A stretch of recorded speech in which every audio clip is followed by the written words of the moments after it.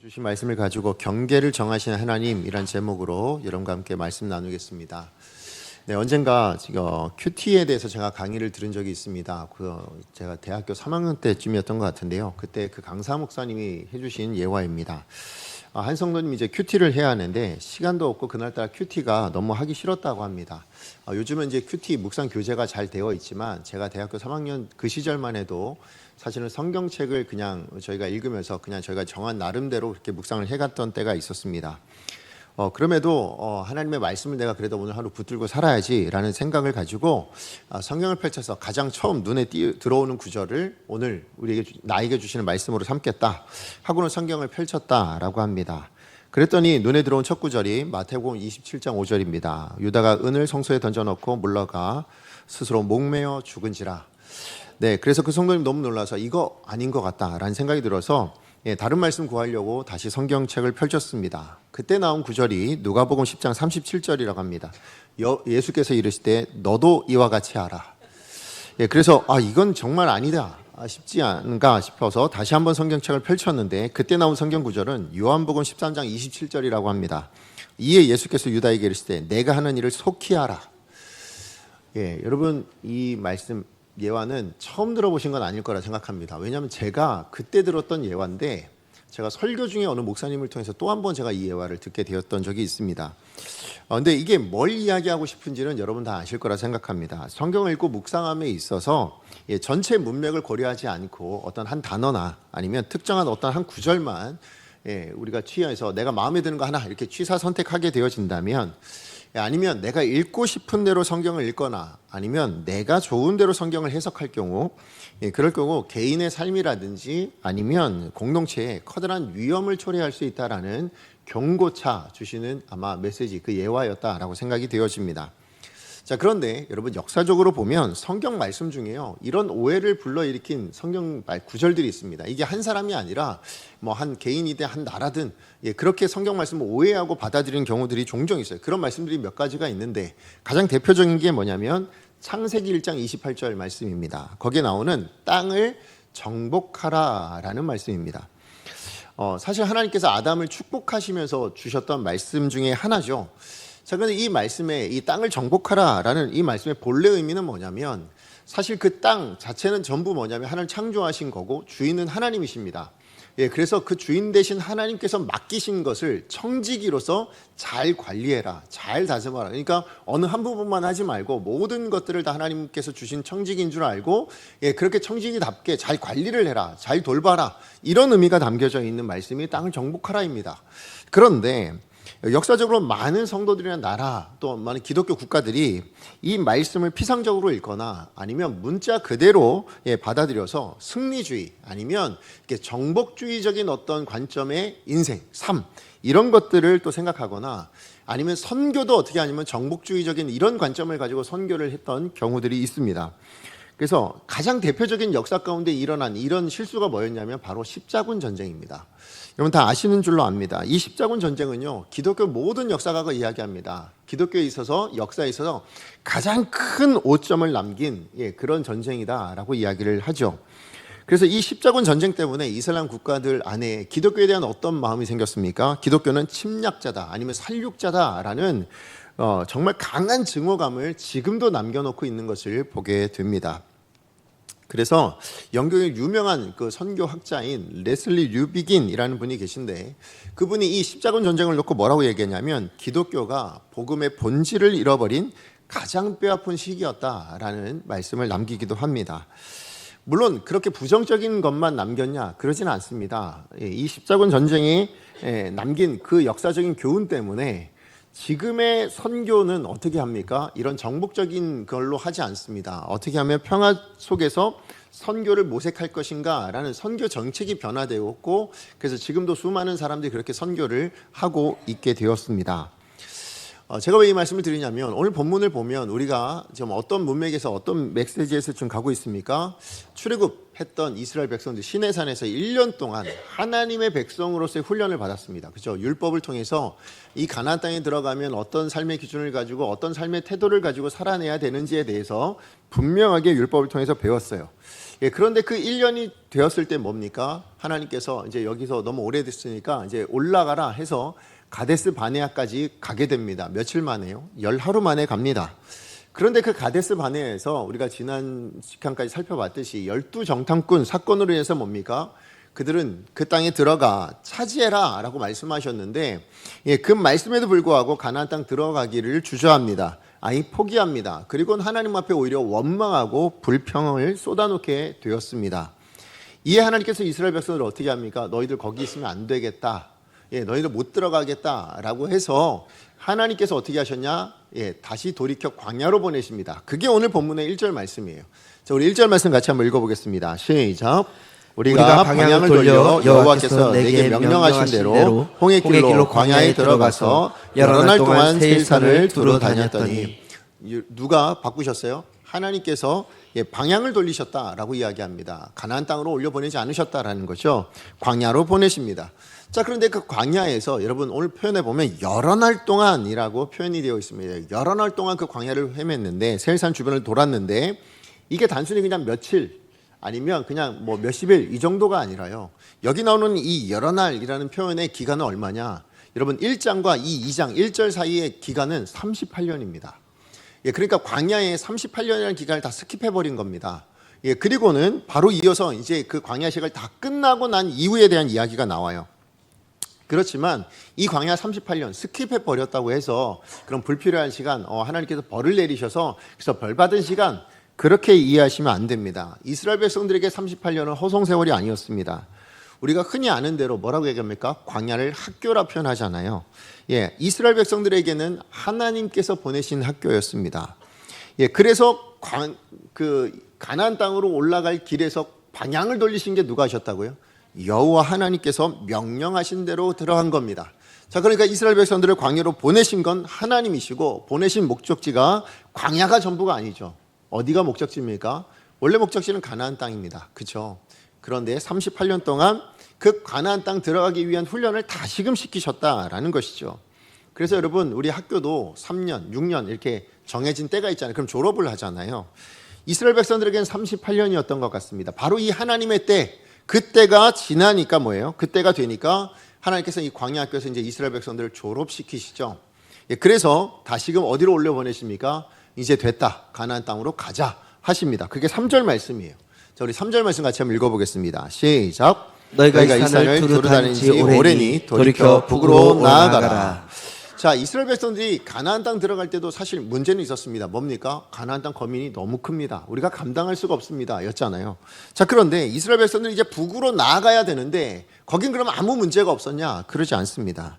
이번에도 참 많은 문제들이 있습니다. 뭐냐면 지금 그 말씀을 따라 북으로 나아가는데 올라가는 방향이 어디였냐면 가나안 땅 가데스 바네아로 가서 그냥 그대로 가나안 땅으로 올라간 것이 아니라 요단강을 기준으로 가나안 땅이 이쪽에 있다면 그 반대편입니다. 반대편 동편이었던 그 땅으로 올라가서 나중에 요단강을 건너 가나안의 중심부 쪽으로 들어가거든요. 그래서 그렇게 길을 올라가게 되어집니다. 요단강 동편으로 쭉 올라가게 되어지는데 그런데 그 올라가는 지역에 이미 머물고 있던 민족들과 나라들이 있었다라는 겁니다. 자, 그런데 그 민족들이 어디냐? 에돔과 모압과 암몬, 그리고 우리가 다음 주 살펴보겠지만 헤스본과 바산이라는 곳들이 있었습니다. 자, 그런데 문제가 뭐냐면 이 백성들이, 이 나라들이 전부 이스라엘 백성들에게 괜찮아요, 지나가세요, 잘 가십시오, 그렇게 환영해주고 호의적이었냐? 그러지 않다라는 겁니다. 오히려 이스라엘의 행군을 방해하고 때로는 공격하고 괴롭히는 그런 민족들이었다라는 것이죠. 결국 이스라엘 백성들은 이들과 부딪힐 수밖에 없는 상황 가운데 놓인 겁니다. 그래서 우리가 다음 주에 이제 살펴보겠지만 여러분 특별히 헤스본 왕 시온을 만났을 때 바산 왕 옥을 만났을 때 어떻게 합니까? 그들과 전쟁을 치르게 됩니다. 결국 그래서 하나님께서 은혜 주셔서 하나님께 승리케 하십니다. 얼마나 감사합니까? 자, 그런데 동일하게 지금 이스라엘 백성들이 가나안 가는데 올라가는 길에 헤스본 시온만 있는 거 아니잖아요. 그렇죠? 바산만 있는 거 아니잖아요. 그 외에도 어디가 있었다고요? 에돔도 있었고 모압도 있었고 암몬도 있었다라고 말씀을 드렸습니다. 근데 문제는 그들도 동일하게 이스라엘 백성들을 자꾸 방해하고 그랬음에도 불구하고 하나님께서 그들과는 다투지 말라라고 말씀하고 있는 겁니다.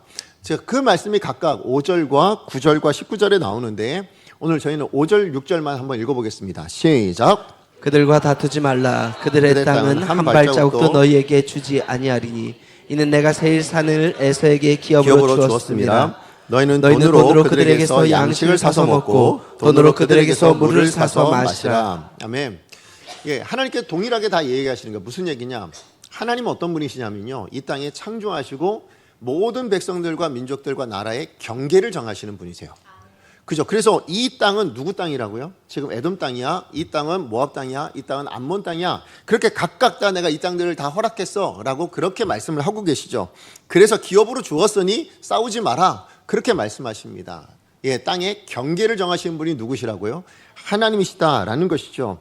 자, 그런데 아직 땅을 분배받지 못한 기업이 있습니다. 어디예요? 나라가 있어요? 이스라엘 백성들인 겁니다. 그래서 광야 동안 38년을 보내다가, 근데 그 광야에 38년 동안 보내면서 어떻게 살았습니까?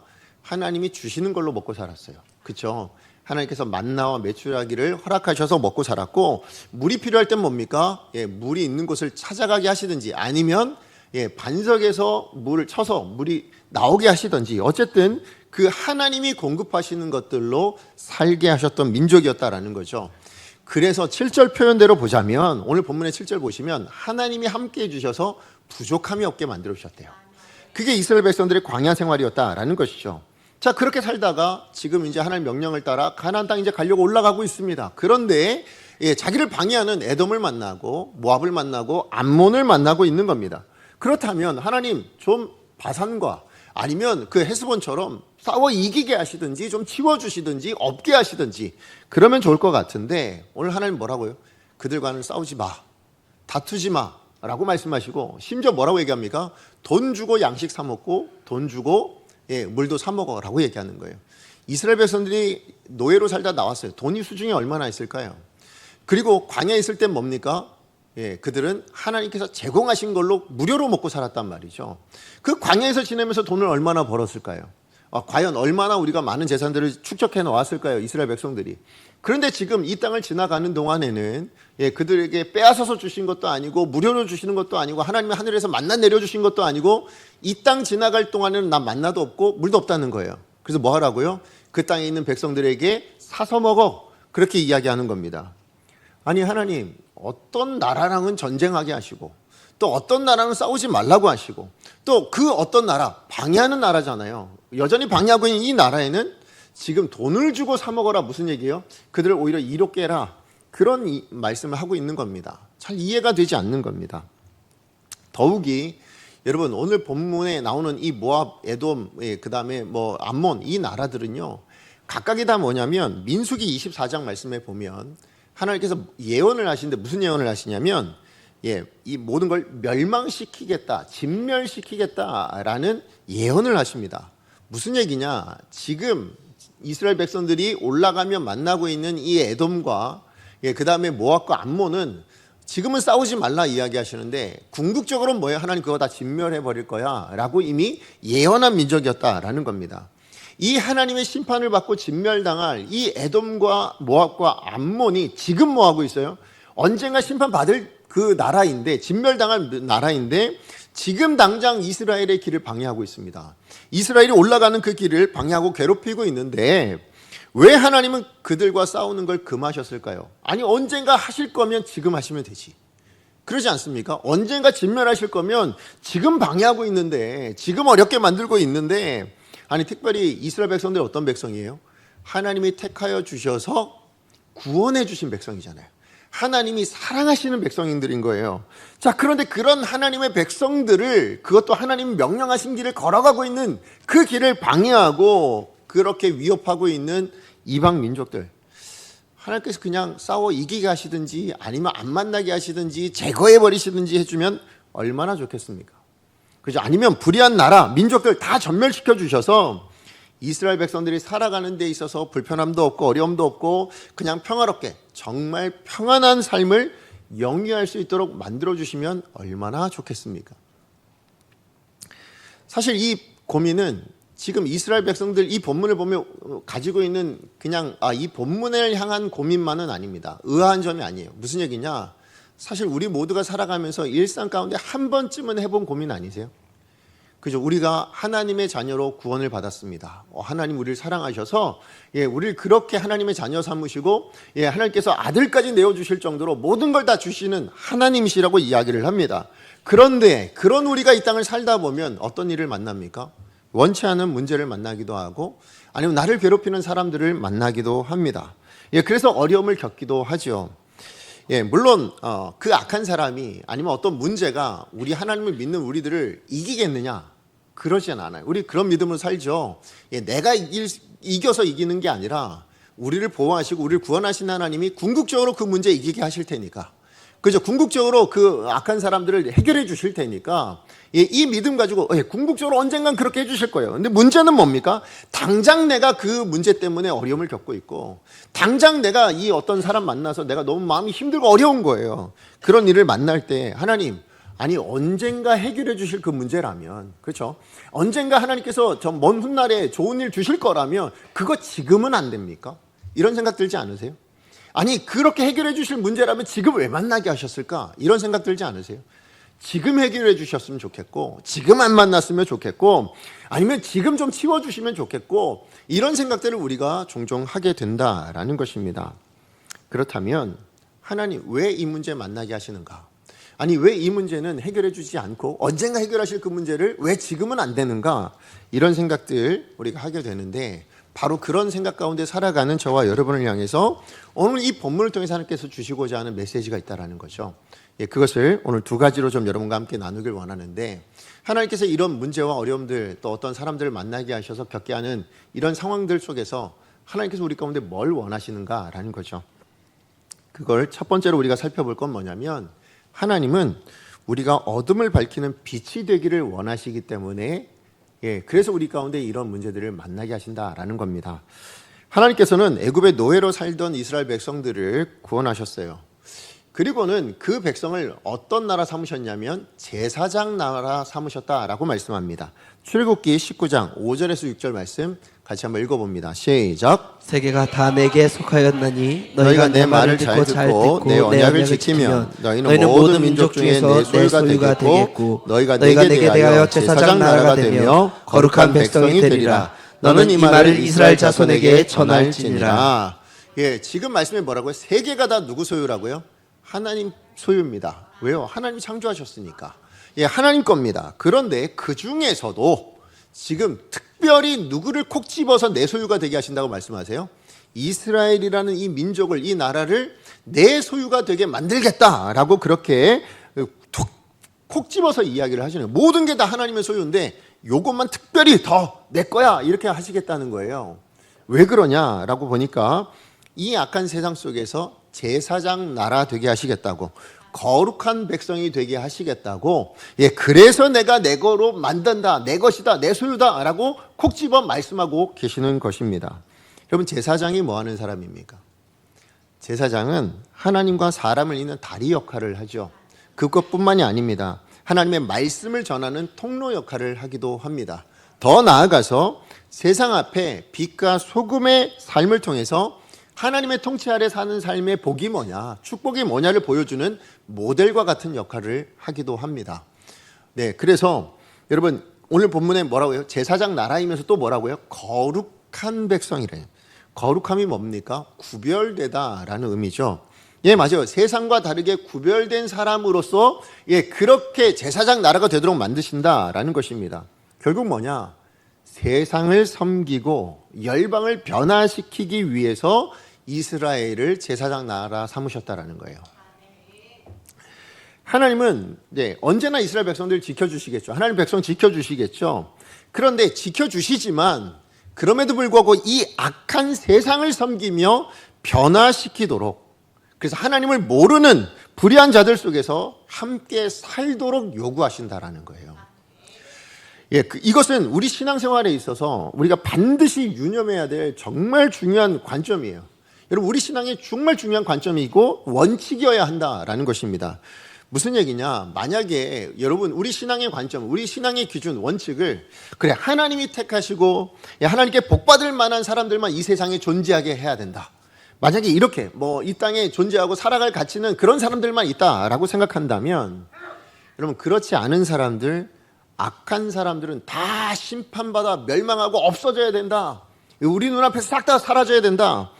이렇게 우리가 생각하고 살아간다면 우리 신앙은 어떻게 될까요? 굉장히 경직될 겁니다. 더 나아가서 뭐가 나와요? 무례함만 남게 됩니다. 한마디로 몰상식한 신앙인이 되고 맙니다.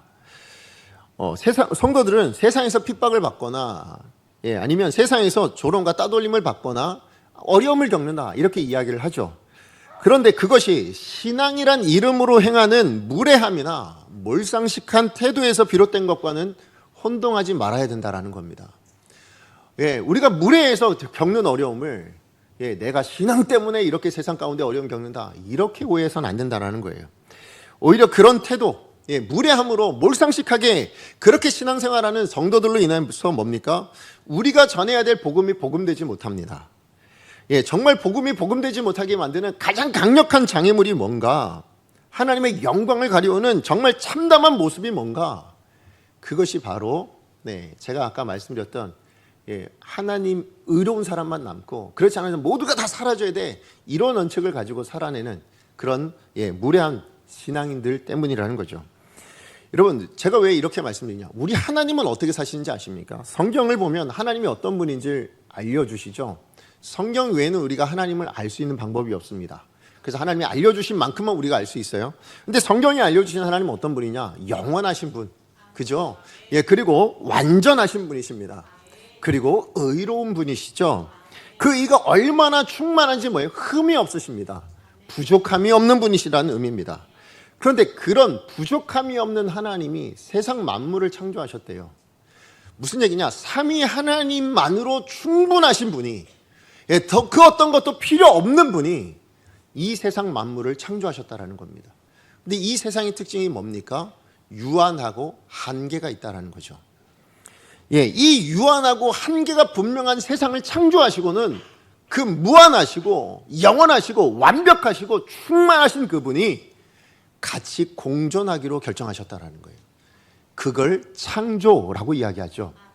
그런가 하면 여러분, 이 창조된 세상이 어떻게 됐습니까? 한 사람의 죄악으로 말미암아 이 모든 땅이, 세상이 죄로 관영하게 되었습니다. 죄악이 가득 차 있었습니다. 그렇다면 쉽게 하나님께서 그래? 그러면 잘못 만들었네? 버리면 돼요. 그죠? 다 부셔버리고 새로 만들면 되지 않을까요? 그것만큼 심플한 게 어디 있어요? 그죠? 마음에 안 들어. 그러면 버려버리면 되잖아요. 눈에 치워버리면 되잖아요. 부셔버리면 되는 거 아닙니까? 그렇게 싹 다 진멸해버리고 그리고 나서 다시 창조하면 될 것 같은데 아담과 하와가 범죄했어요. 그러면 싹 죽여버리시고요. 다시 흙으로 빚으시면 안 됩니까? 더 완벽하게 더 제대로 창조하시면 안 됩니까? 그런데 하나님 그렇게 하지 않으셨다라는 거예요. 그래서 어떻게 하셨습니까? 이 죄악된 세상 가운데 예수 그리스도를 인간의 몸을 입고 보내셨습니다. 더 나아가서 고난의 길로 그분을 인도하셨습니다. 그리고는 십자가에 내어주셨습니다. 이 힘들고 번거로운 방법으로 뭐예요? 하나님께서 하신 건 죄인들과 함께 있기를 선택하셨다는 거예요. 죄인들과 함께 있는 것, 이게 바로 뭐예요? 구원이라고 우리가 얘기하잖아요. 무슨 얘기냐? 여러분, 이 창조와 구원을 통해서 하나님께서 존재하시는 방법이 뭔지를 아시겠습니까? 하나님의 삶의 방식이 무엇인지를 아시겠습니까? 세상과 동떨어져서 독약청청 분명히 구별된 의로우신 분이시고 완벽한 분이시니까 그분 한 분만 따로 독자적으로 사셔도 될 것 같아요. 다 없애버려도 될 것 같지 않습니까? 그렇게 살지 않으세요, 하나님은. 오히려 이 악한 세상을 진멸함으로 이루는 구별을 하나님께서는 그렇게 구별되다라고 말씀하지 않으신다고요. 오히려 세상 속에서 함께 하시면서 섬김과 사랑과 은혜를 통해서 뭐 하세요? 어둠을 밝히시는 빛으로서의 구별을 하나님께서는 그렇게 살아내고 계셨다라는 것이죠. 여러분, 어둠이 어떻게 사라질까요? 어둠을 떼어내면 사라집니까? 어둠을 지워내면 사라집니까? 그렇게 지워지지 않습니다. 어둠은 그렇게 사라지지 않습니다. 빛이 드러나면 어두움은 반드시 물러가게 되어 있습니다. 하나님께서 우리 가운데 빛으로 오셨습니다. 믿으십니까? 빛 대신 하나님이 왜 이 땅 가운데 우리와 함께 계실 수밖에 없을까요? 우리 안에 있는 어둠이 물러나야 하니까. 마찬가지로 하나님의 백성들에게 요구하시는 삶의 방식도 동일한 겁니다. 거룩한 백성이 되라. 뭡니까? 독야청청 모든 불의한 것들 다 죽여버리고 진멸해버리고 너희들만 구별되어 홀로 그렇게 살아라. 이게 구별이 아닙니다. 하나님께서 하나님의 백성답게 하나님의 자녀답게 하나님을 닮아 구별된 백성 되기를 원하시는 거잖아요. 그게 뭡니까? 빛이 되는 겁니다. 어두움 가운데 빛을 드러내므로 그 어두움이 변화되게 만드는 것, 그게 바로 하나님의 백성들에게 요구하시는 구별된 제사장된 나라로서의 삶의 방식임을 보여주고 있는 것이죠.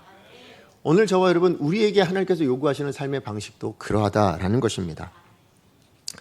하나님께서 성도들에게 주신 삶의 방식, 신앙생활의 법칙이 로마서 12장 2절에 나와요. 우리 로마서 12장 2절 말씀 같이 한번 읽어봅니다. 시작. 너희는 이 세대를 본받지 말고 오직 마음을 새롭게 함으로 변화를 받아 하나님의 선하시고 기뻐하시고 온전하신 뜻이 무엇인지 분별하도록 하라. 하나님께서 뭐 하라고요? 변화를 받는 거예요. 찢어 없애고 다 갈아버리고 아니면 진멸해버리고 그렇게가 아니고요. 하나님은 우리를 어떻게 하셨다고요? 변화되게 만드셨대요. 우리를 없애버리지 않으시고 우리 죄인이었던 우리를 그냥 진멸시키지 않으시고 우리를 변화되게 만드셨대요. 그러면서 우리 가운데 뭘 요구하시냐면 하나님의 선하시고 기뻐하시고 온전한 뜻이 뭔가를 분별해 살라라고 얘기하는 거죠. 무슨 얘기입니까? 하나님의 뜻대로 살았으면 좋겠어요. 믿으십니까? 그렇다면 하나님의 뜻이 뭡니까? 우리가 분별해야 될 하나님의 뜻은 어떻게 합니까? 우리는 하나밖에 없습니다. 말씀밖에 없죠. 그죠? 이 말씀입니다. 그렇다면 이 말씀을 쪼리면 제가 뭐라고 말씀드렸어요? 성경에서 이야기합니다. 율법의 강령은 딱 두 개로 쪼릴 수 있습니다. 뭐예요? 하나님 사랑, 이웃 사랑입니다. 믿으십니까? 하나님 사랑, 이웃 사랑. 그러면 그 이웃 사랑에 대해서 예수님 뭐라고 말씀하셨는가? 마태복음 5장 43절에 45절입니다. 같이 한번 읽어보겠습니다. 시작. 또 내 이웃을 사랑하고 내 원수를 미워하라 하였다는 것을 너희가 들었으나 나는 너희에게 이르노니 너희 원수를 사랑하며 너희를 박해하는 자를 위하여 기도하라. 이같이 한즉 하늘에 계신 너희 아버지의 아들이 되리니 이는 하나님이 그 해를 악인과 선인에게 비추시며 비를 의로운 자와 불의한 자에게 내려주심이라. 아멘. 이같이 한즉 어떻게 된다고요? 하늘에 계신 너희 아버지의 아들이 된대요. 무슨 얘기입니까? 이같이 행동을 해야, 이같이 살아내야, 이런 삶의 방식을 취해야, 그래야 하늘에 계신 너희 아버지와 동일한 그런 자녀가 된다라고 말씀하시는 거죠. 그 삶의 방식이 뭐예요? 하나님의 방식이 악인들은 다 치워버리고 올 사람, 선한 사람만 남기는 겁니까? 그러지 않습니다. 하나님은 그 해를 어떻게 한다고요? 악인과 선인에게 비추신대요. 비를 의로운 사람에게만 주신대요.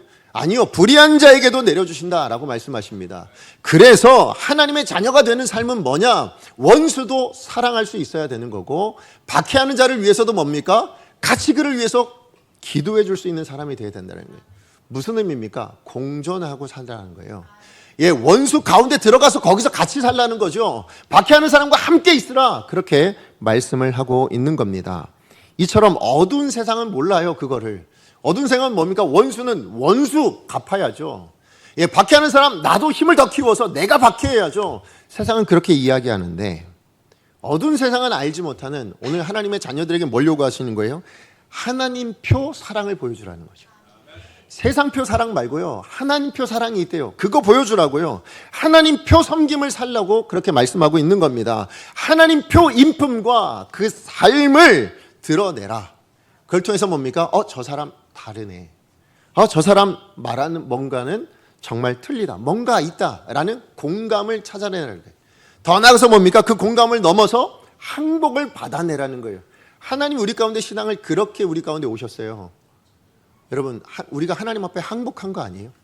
와, 그 놀라운 사랑으로 나를 사랑하셨다고? 그래서 우리가 뭐예요? 항복한 거잖아요. 하나님 우리를 항복시키세요. 억지로 만드시는 것이 아니다라는 것입니다. 문을 박차고 들어오시지 않으세요. 문을 발로 뻥 차고 들어오지 않으세요. 뭐 하신다고요? 두드리시는 분이시라고요. 그걸 통해서 뭐예요? 빛다운 신앙생활을 살라라는 겁니다. 하나님이 하나님 백성들에게 요구하고 계신 하나님을 닮은입니다. 하나님처럼 사는 겁니다.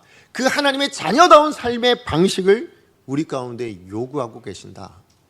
그래서 뭐예요? 우리를 문제 가운데, 어려움 가운데 우리가 원치 않는 상황과 사람 가운데서도 살게 하시더라, 만나게 하시더라. 이걸 믿으시기 바랍니다. 그런가 하면 두 번째로 오늘 본문을 통해서 주시는 하나님의 메시지는 뭐냐면 하나님 우리가 성숙하여 천국을 온전히 누리기 원하셔서예요. 천국이 그냥 거기 있는 천국만 말고요. 이 땅에서도 하나님께서 베푸시는 그 은혜, 놀라운 축복들, 그 천국에서 누릴 수 있는 것들을 이 땅에서도 주시겠죠. 그거 온전히 누리라고. 그래서 이런 상황을 주신대요. 무슨 얘기냐? 하나님께서 이스라엘 백성들을 광야로 보내신 이유가 뭐예요? 가나안 땅을 온전히 누릴 준비가 안 됐잖아요. 그죠? 하나님 말씀대로 살 준비가 안 됐어요. 하나님 백성대로 살 준비가 안 됐어요. 하나님의 다스리심, 통치하심, 거기에 순복할 준비가 안 돼 있지 않았습니까? 그래서 뭐예요? 아무리 적과 꿀을 준다 한들 그건 뭐예요? 독이 될 수밖에 없다라는 거예요.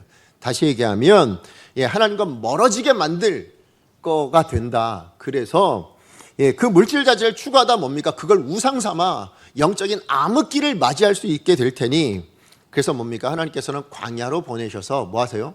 하나님을 어떻게 하면 더 의지할 수 있게 할지, 어떻게 하면 하나님 말씀 앞에 순복할 수 있을지, 이게 다 뭐예요? 하나님의 백성으로서의 삶의 기준과 태도라니까요. 삶의 방식이라고요. 그거를 가르쳤다라는 것이죠. 왜요? 그게 성숙함이니까. 그 성숙함을 위해서 광야로 보내셨다라는 것입니다. 그러므로 광야는 벌이 아닙니다. 그죠? 벌받아 사는 삶이 아니라 사실 광야는 뭐예요? 하나님이 나를 벌하셔서 미워하신다가 아니라 하나님 여전히 나를 사랑하시는구나. 하나님 나를 포기하지 않으시는구나. 하나님 나를 여전히 은혜 베풀고 계시는 거구나. 그 증거가 여러분 광야임을 믿으시기 바랍니다. 그런데 그 광야 생활이 쉽냐는 거예요. 쉽지 않죠. 메마른 땅, 풀 한 폭이 나지 않는 그런 나무 한 그루 제대로 자라기 어려운 그런 황량한 환경이 결코 좋을 리가 없습니다. 근데 저는 제가 성지순례 가서 하루를 광야에서 잡았거든요. 좋더라고요. 하늘에 별이 막 쏟아지고요. 그리고 뭐 추울 줄 알았는데 그래도 좀 옷을 따뜻하게 입고 가가지고 밤에는 좀 덜 추웠고 낮에는 좀 뜨겁긴 했어요. 그래도 뭐 차 타고 이렇게 이동하기도 하고 해서 하룻밤은 괜찮더라고요. 근데 만약에 거기를 38년 살라 그러면 어떨까요? 그건 못 하겠더라고요. 그죠? 아니 38년 1년만 살라 그래도 광야에서 1년 살려면 저는 못 살 것 같습니다. 분명히 열악한 환경이 맞거든요. 그러나 광야가 있어서 이스라엘 백성들이 배운 게 있어요. 누린 게 있습니다. 그걸 오늘 본문의 7절에 이렇게 이야기합니다. 같이 한번 읽어볼까요? 7절입니다. 시작. 내 하나님 여호와께서 내게 하는 모든 일에 내게 복을 주시고 내가 이 큰 광야에서 두루 다님을 알고 내 하나님 여호와께서 이 40년 동안을 너와 함께 하셨으므로 내게 부족함이 없었느니라 하시기로. 하나님이 함께 하심을 경험했대요. 그리고 그 함께 하시는 하나님의 인도하심으로 뭡니까? 광야에서도 부족함이 없는, 부족함 없이 살아갈 수 있구나. 하나님과 함께하면 이걸 배웠다라는 것이죠. 광야가 없으면 누릴 수 있는 은혜입니까? 아니죠. 광야가 없었다면 절대로 깨닫지도 못하고 누리지도 못하고 알지도 못할 은혜였습니다. 그러므로 이 광야의 은혜는 이스라엘 백성들이 광야에 있었기 때문에 얻을 수 있는 은혜였고, 광야의 은혜로 말미암아 뭐예요? 이스라엘 백성들은 성숙하게 되었고, 그 성숙함의 결과는 어떻게 됩니까? 우리가 나중에 결과를 보겠지만 가나안 땅에 입성하잖아요. 그죠? 그 젖과 꿀이 흐르는 땅을 품는, 담아낼 수 있는 그릇이 되게 되었다라는 것입니다. 이스라엘은 어디서 배웠습니까? 광야에서 배웠습니다. 하나님이 인도하시는 대로 가고 설 때 비로소 쉴 곳도 있고 먹을 것도 있고 안전하고 편안할 수 있다라는 것을 철저하게 배웁니다. 그렇죠? 구름 기둥으로, 불 기둥으로 인도하시며, 가고 설 때 배고프면 만나를 베푸시고 매출하게 주시고 목마르면 물을 내어주시는 하나님, 심지어 대적을 만나더라도 하나님의 인도하신 가운데 뭡니까? 승리하게 하시는 하나님. 이 광야 학교에 38년을 마치게 되니까 이스라엘이 어떻게 변합니까? 가라 하니까 가더라고요. 그죠? 광야에서 이제 올라가라 하니까 뭐예요? 북으로 올라가더라고요. 싸우지 말라 하니까 어떻게 됩니까? 안 싸우더라고요. 가나안을 누릴 수 있는 충분한 그릇으로 성숙했다라는 것입니다.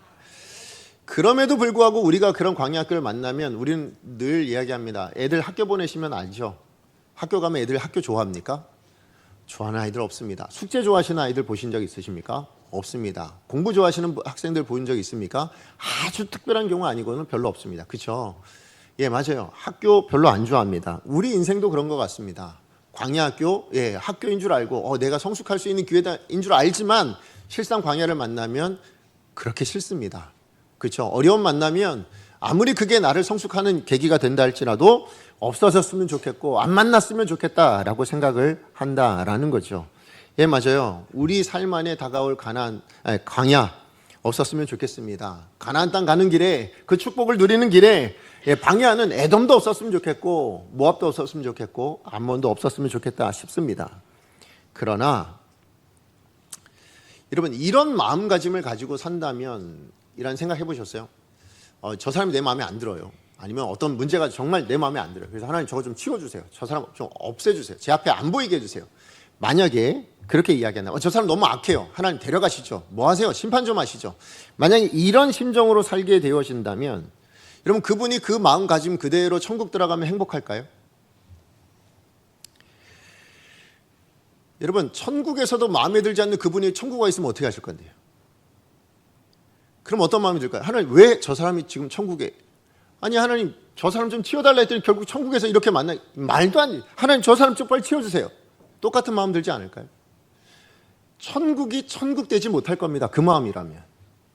그죠? 내 마음이 변화되지 않고는 그 사람을 변화시켜서가 아니라 내 마음이 변화되지 않고는 아무리 천국을 드러나도 내가 원하는 거 아니면 내가 원하는 사람이 아니면 그래 다 치워주시고 없애주시고 이런 마음으로 우리가 살아간다면 천국을 온전히 누릴 수가 없게 된다는 겁니다. 결국 천국은 우리가 어떻게 누릴 수 있냐? 내가 변해야 누리는 겁니다. 그죠? 우리 마음의 상태가 우리 신앙의 상태가 변해야 천국을 누릴 수 있게 된다는 거예요. 예, 그러므로 그 땅에서 누릴 수 있는 것, 이 땅에서도 누리기 위해서 우리가 반드시 기억해야 될 건 뭐냐? 예, 없어져야 되고 아니면 악한 사람 다 사라져야 되고 그러면 내가 천국을 누릴 수 있겠다. 아니요, 그러지 않습니다. 그 사람에겐 천국이 없습니다. 어떤 문제로 어떤 상황으로 또 그 천국의 기쁨과 행복을 빼앗기게 될 겁니다.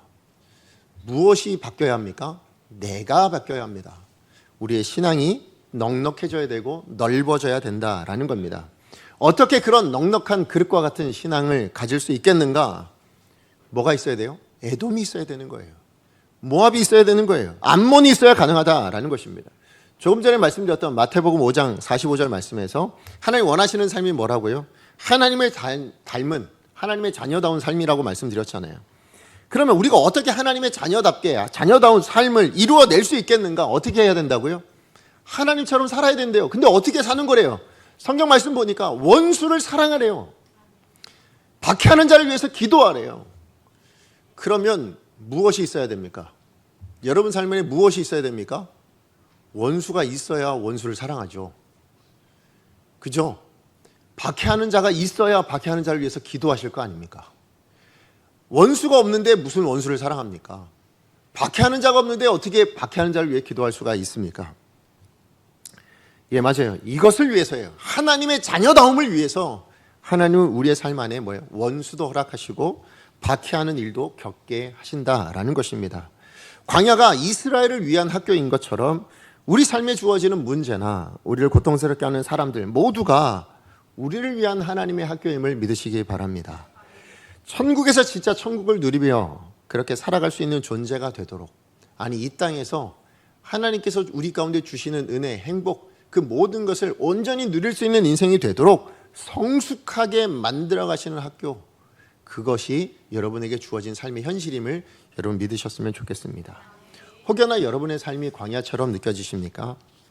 여러분 삶이 없어졌으면, 보이지 않았으면 좋겠다는 사람들이나 문제가 있으십니까? 하나님은 여러분 삶에 어떤 문제라도 넉넉하게 담아낼 수 있는 인생으로 다듬어 가신다. 예, 그 과정 중에 있다라고 여러분 생각하시면 옳을 것입니다. 하나님의 닮은 자녀로 성숙시켜 가는 과정 중에 있다라고 생각하시면 맞습니다. 하나님을 알고 하나님을 닮아가는 삶으로 그렇게 우리가 하루하루를 살아낼 수 있다면, 여러분 그 과정 전체를 놓고 평가할 때 뭐라고 평가한다고요? 하나님이 나와 함께 하셨네. 그리고 그 과정 안에서 부족함이 없게 살게 하셨네. 이걸 영위하는 저와 여러분의 삶이 될 줄로 믿습니다. 말씀의 결론을 맺습니다. 하나님께서는 이 세상의 모든 민족들과 나라들의 경계를 만드시는 분이시죠. 경계를 정해놓으시는 분이 하나님이십니다. 그런데 그 경계를 그렇게 구역, 나라, 땅만 정하신 것이 아니라 우리 신앙생활의 경계도 정하시더라고요. 우리 신앙생활의 삶의 방식의 경계도 하나님이 정하신다라는 것을 믿으시기 바랍니다. 하나님이 정하신 우리 신앙생활의 방식, 경계가 뭡니까? 옳음만 추구하는 경계가 아닙니다. 옳은 것 구별해서 옳은 것만 취하고 다른 것 다 버려라, 다 치워버려라, 싸워 이겨라, 그렇게 말씀하지 않으셨습니다. 오히려 그 옳지 않는 곳 안에서 뭘 이루길 원하셨냐? 은혜와 사랑도 이루기를 원하셨다라는 것을 믿으시기 바랍니다. 그것이 우리가 도달해야 될 예수 그리스도의 삶의 방식이었으니까요. 그죠? 하나님이 창조와 구원을 통해서 우리 가운데 보여주신 하나님의 존재 방식이기 때문에 그렇습니다. 그래서 하나님이 요구하시는 것은 세상에서 나와서 저 산속 어딘가에 들어가서 그렇게 하나님과 함께만 살아가는 삶이 아닙니다. 세상 속에서 살아가는 성도임을 믿으시기 바랍니다. 함께 살아가지만 물들어가는 인생이 아니라 구별된 인생이시길 해야 됩니다. 뭐요? 어떻게요? 세상의 어둠을 밝히는 빛입니다. 그죠? 세상의 어둠에 물들어가 그 빛을 잃어버리는 인생이 아니라 세상의 빛을 통해서 세상을 변화시켜 나아가는 그런 빛이 되기를 원하십니다. 그걸 위해서 우리 가운데 원수 주시는 겁니다. 그걸 위해서 우리 가운데 박해하는 자를 주시는 겁니다. 원수를 사랑함으로 빛내고, 그죠? 박해하는 자를 위해 기도함으로 빛내는 겁니다. 그 빛을 통해서 뭡니까? 세상에 우리는 다 이렇게 사는 것이 옳은 줄 알고 그것이 전부인 줄 알았던 어둠 가운데 빛이 드러나게 되는 겁니다. 이런 성숙한 삶, 하나님을 닮은 삶을 통해서 뭡니까? 천국을 온전히 누리는 신앙이 될 줄로 믿습니다. 그걸 위해서 하나님 우리 가운데 뭘 주시는 거예요? 우리 인생길에 고민도 있게 하시는 거고요. 문제도 만나게 하시는 거고, 심지어 때로는 마음에 들지 않는 사람들도 있게 하실 줄로 압니다. 치워달라 하지 마십시오. 그러다 어떤 사람의 기도로 내가 치움을 받을지도 모릅니다. 저 이거 그냥 우스갯소리를 한 건데 너무 진지하게 받으시면 안 됩니다. 무슨 얘기냐면 하나님이 저 사람도 기도하시고 이 사람도 기도할 거잖아요.